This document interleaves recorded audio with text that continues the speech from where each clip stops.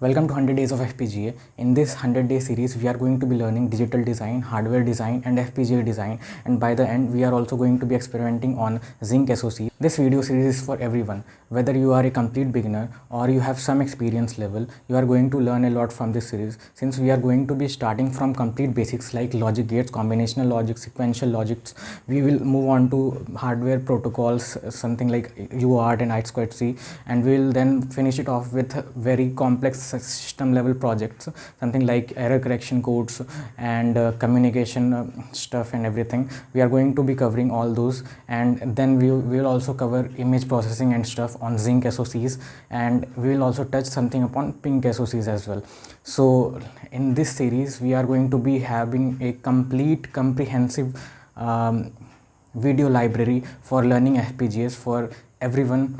There's not much resources about learning FPGAs on YouTube available in a structured manner, so this entire series is going to be helping a lot to every EC students who are aiming for core companies and in VLSI domain. So join me on in the day one, where we will be setting up all the tools, and we'll be doing a simple project which is turning on an LED with a switch. I mean, it looks simple, but it's the starting point of the FPGA. Like in hardware, in embedded, we start with blink, and here since we are like developing every single logic gates, blink is actually a very good level project here.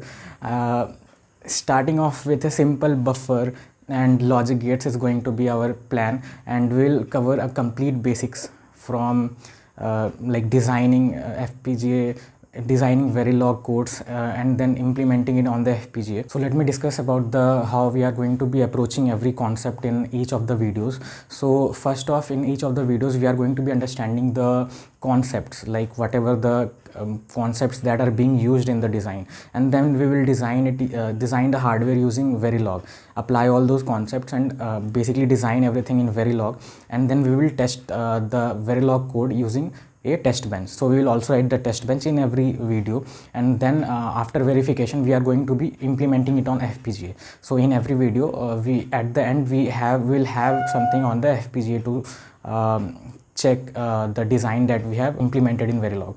So this is the structure. So why I'm calling a Blink a project? Like, this entire series is project based, right? This entire series is based on application of the concepts rather than like tinkering all around the whiteboard. This is not going to be a lot of theory in here. We are actually going to be coding and placing our hardware on the FPGA board, and each video is going to be devoted to that only. In the middle of smaller projects, like I'm calling these projects, but these are like learning chunks.